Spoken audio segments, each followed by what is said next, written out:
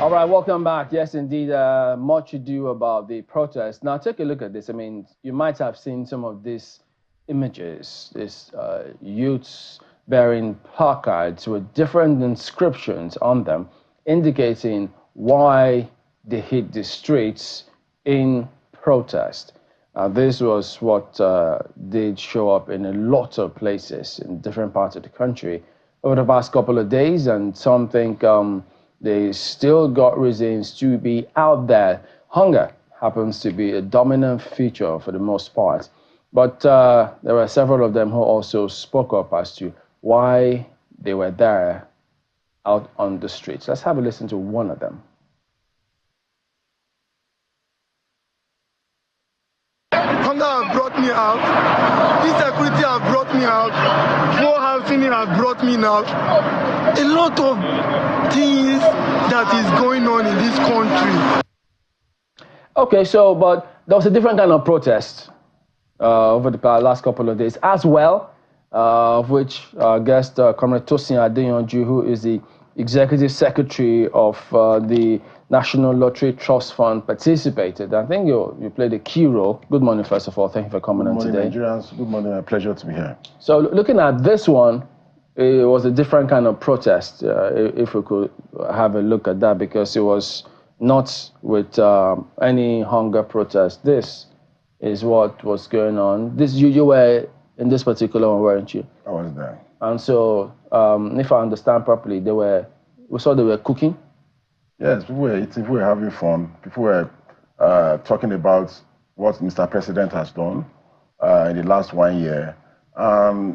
Praying and appealing to young people in this country to be patient with Mr. President and give him some time so that he can finish what he has started. Because at this material time in our nation history, nobody, since 1999, I always say it, has done what Mr. President has done. Since 1999, no president has appointed more young people in government like me, like him, since 1999. So such a man needs time, needs prayers, needs support. We need to solidarize with him and let him do more for young people of this country. So basically, that's why a lot of young people too came out to say that we support what he has done. We are praying for him, and we appeal to Nigerians and young people to be patient with him, because it means well for the young people of this country. I mean, but it's understandable if people are eating rice being cooked. They'll be happy. They'll pray for anybody who gave them that particular rice at that point in time. No, I think it's not even about food. It's not, this protest that happened is not about hunger.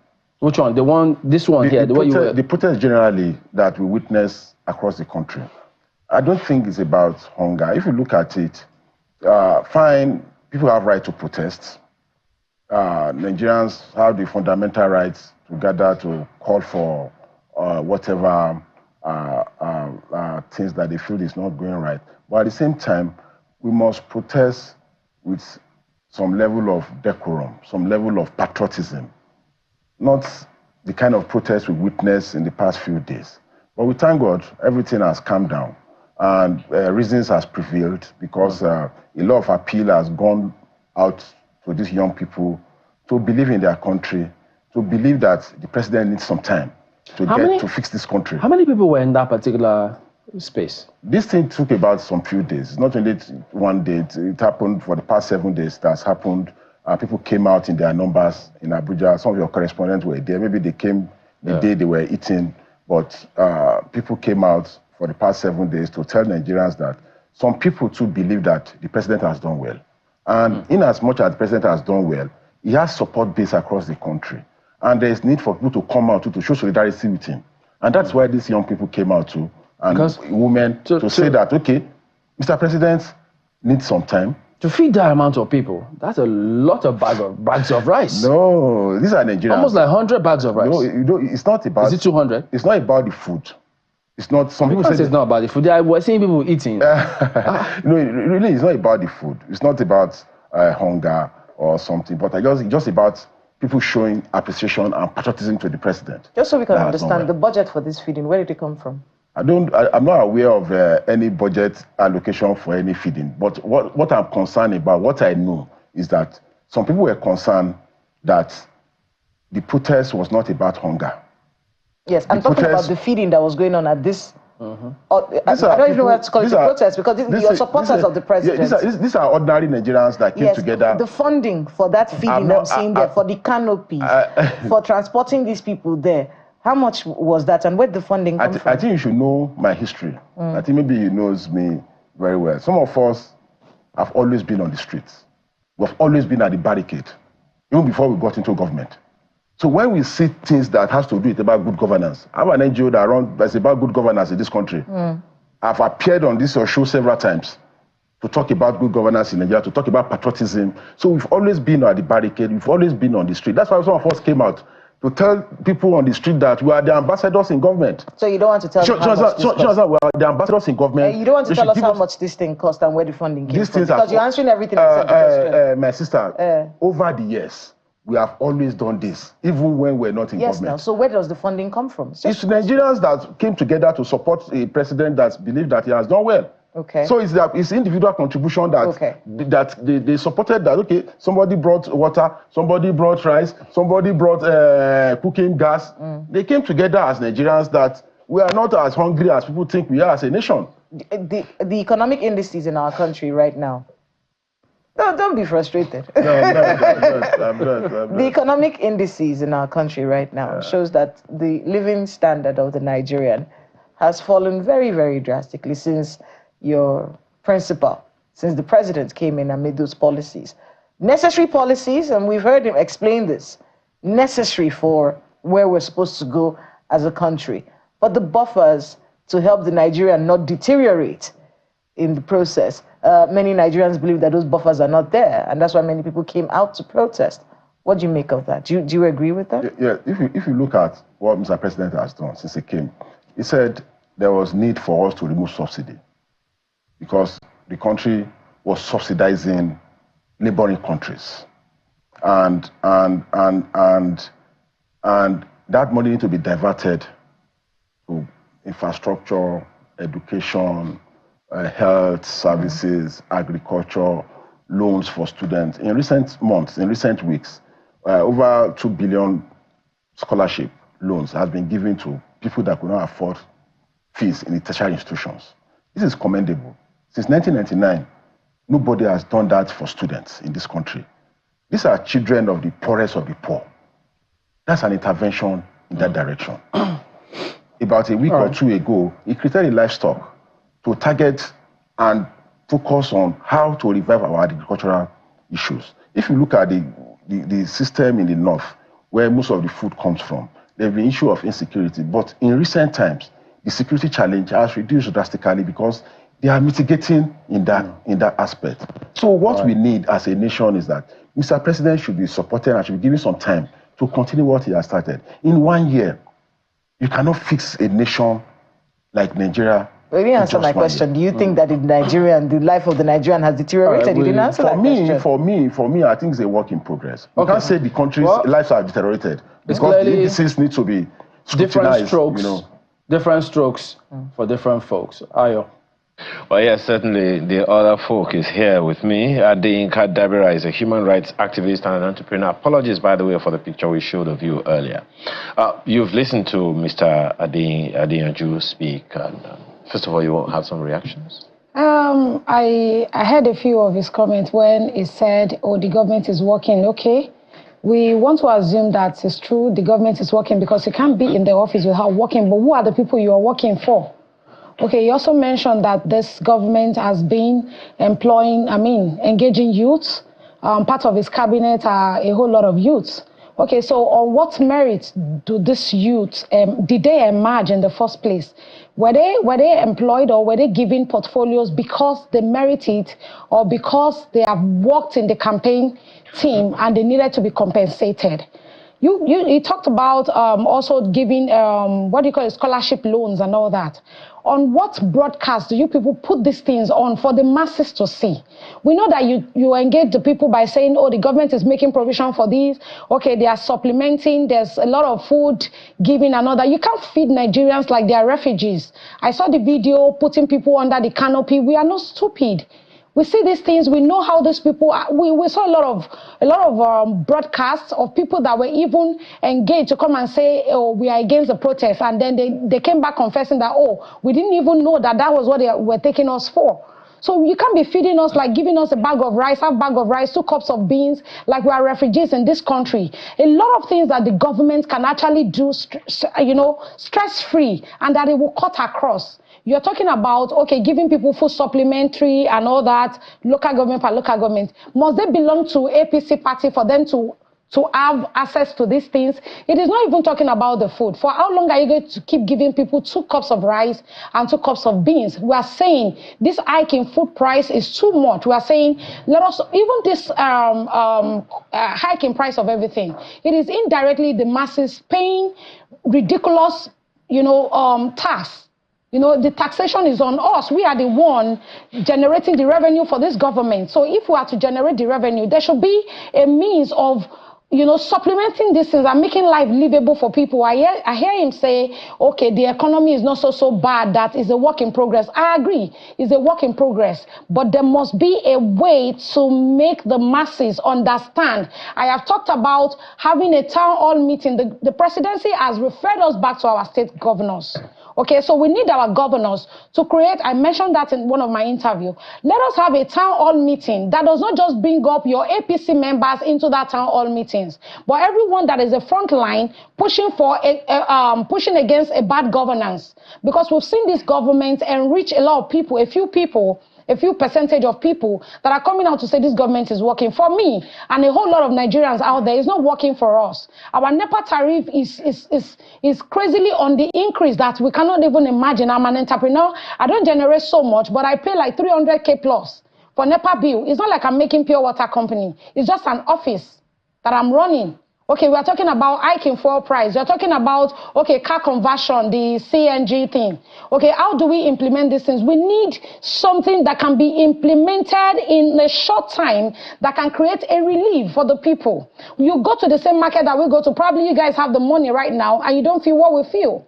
But there's no job opportunity for the people. There are a lot of graduates out there. They don't have job. And whenever you call for protest, definitely they will come out because they are not working. Even with the entrepreneurs, we don't have the front, what do you call it now? We don't have we don't have provision for loan to service whatever it is that we have as an idea that can create empowerment, for the masses. But sometimes, I mean, you said something that is quite instructive, and that is the fact about communication on some of these issues, which a number of people have spoken about. How do you expect governments to do it? A huge number of Nigerians are young people. Yeah. Most of the time, young people are more on the social media platforms as opposed to, and other digital platforms, as opposed to the regular television and radio and newspapers. Yeah. So if government was going to get through to the people, how do you propose that you do that? Okay, so my proposition has been that, okay, the president has referred us back to our states. We all belong to a particular state where we pay tax, okay? So let us have a town hall meeting, set up a town hall meetings.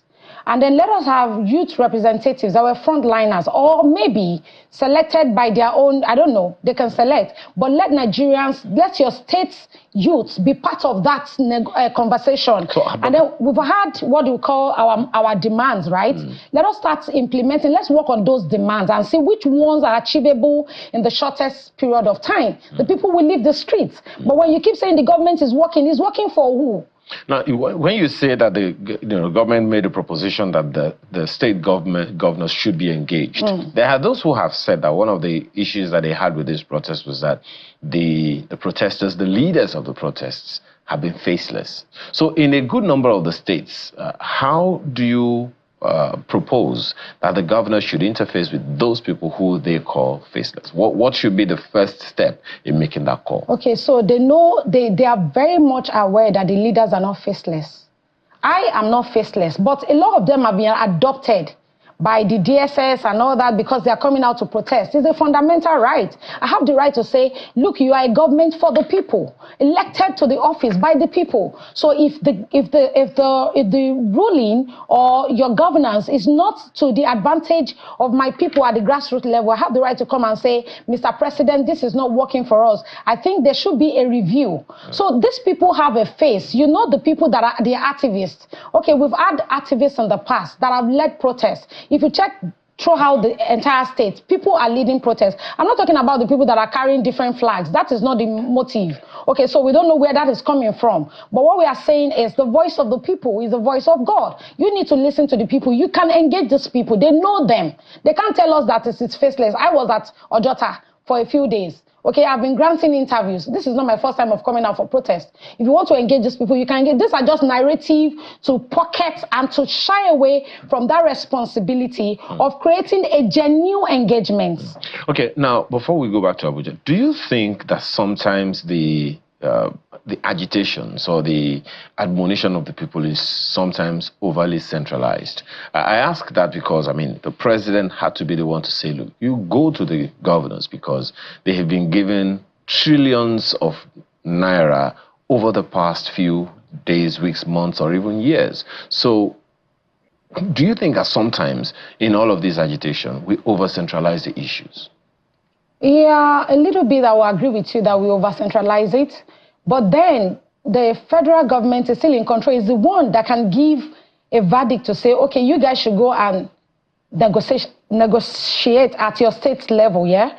It can make that, it can compel them into doing that. Well, you know that the governors, everyone knows that governors get money all the time. Yes, we know they get money all the time, and we don't know what they do with this money. Exactly. So why don't we take the agitation to them first? Okay, so that is part of it. That's why we have the protests in all states. Okay. And we are saying we want our state governors to be accountable to us, the people, that they are in office for. Now he's talking about some, initiatives of government, that are wonderful and all of those things, the farming, student loan, and all those things. But it would seem like, as you said, they are just in pockets here and there. Not many people know about them.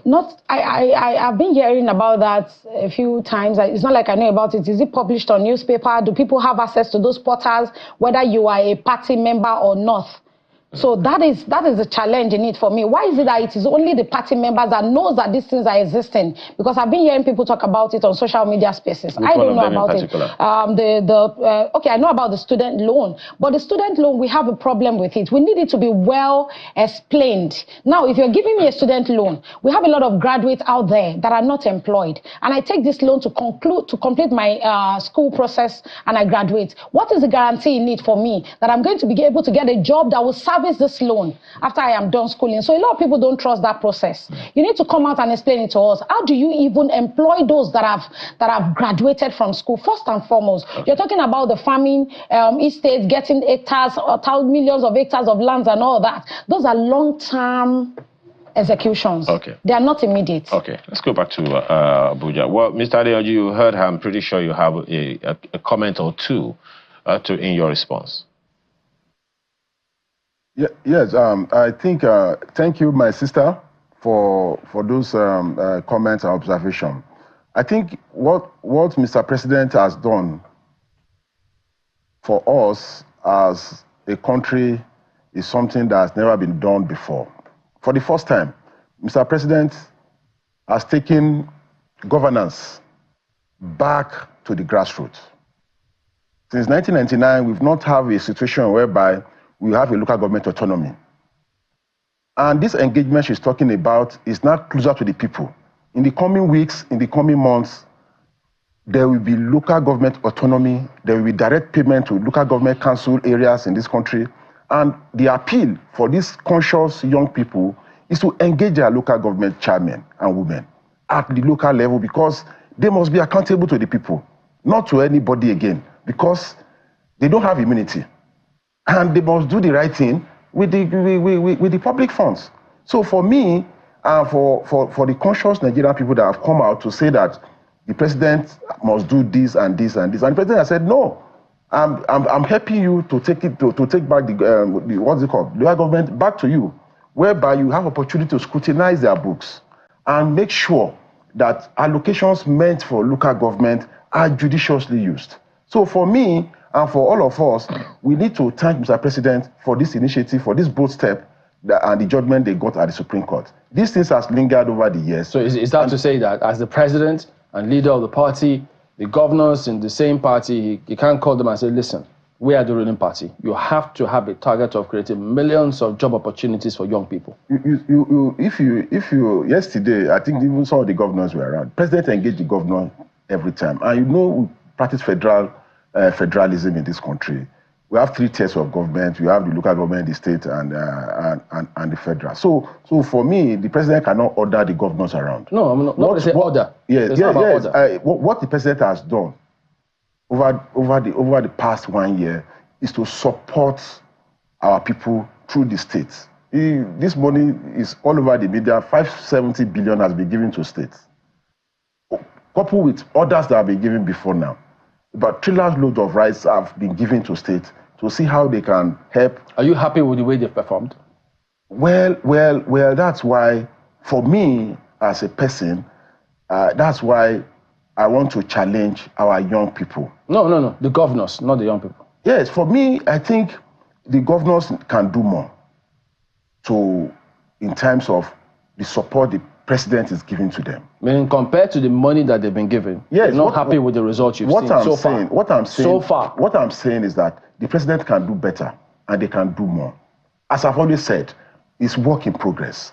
We cannot solve this problem in 1 day. The president has just spent 1 year in office and is coming with his own strategy of engagement and deliverables to the people of this country. And I believe strongly, if those things that he has done with the state government has not been properly annexed, I think moving forward, he might make changes. And I think strongly that the local government autonomy is the deal breaker. And Nigerians must look in that direction and focus in that direction to make sure that our allocations are judiciously spent at the local level. Ayo.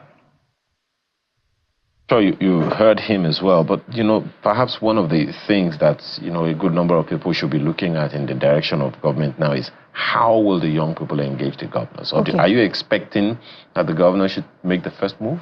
No, the governor has to make the first move because he is the captain of his state.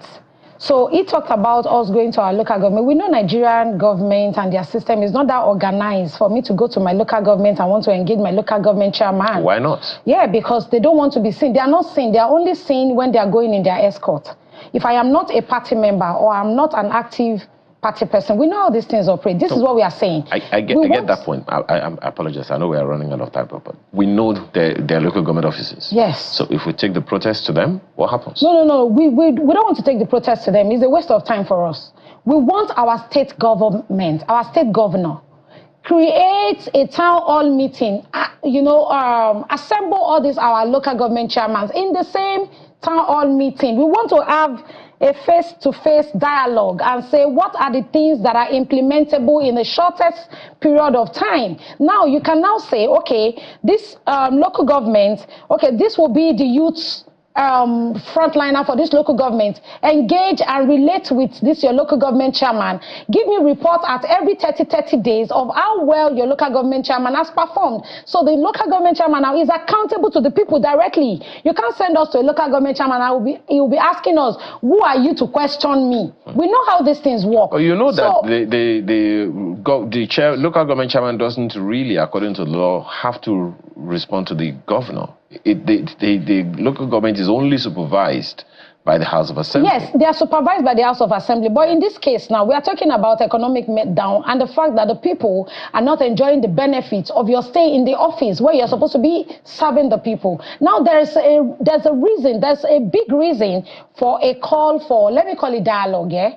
Let me call it dialogue per local government, but it has to start from the state. Yep. Then the state will now, separate it into organs and say each local government, That is why it is a town hall meeting. It's not compelling them. It is saying whatever the federal is giving to you, but through the states, you must be accountable to the people you are meant to service with these funds. Absolutely. So that can be transparent to all, and we will now know if they are actually working for the people or they are working for themselves. Well, I guess now every governor, 36 of them, including the FCT minister, I dare say, have their jobs cut out for them. Thank you so much for your time this morning.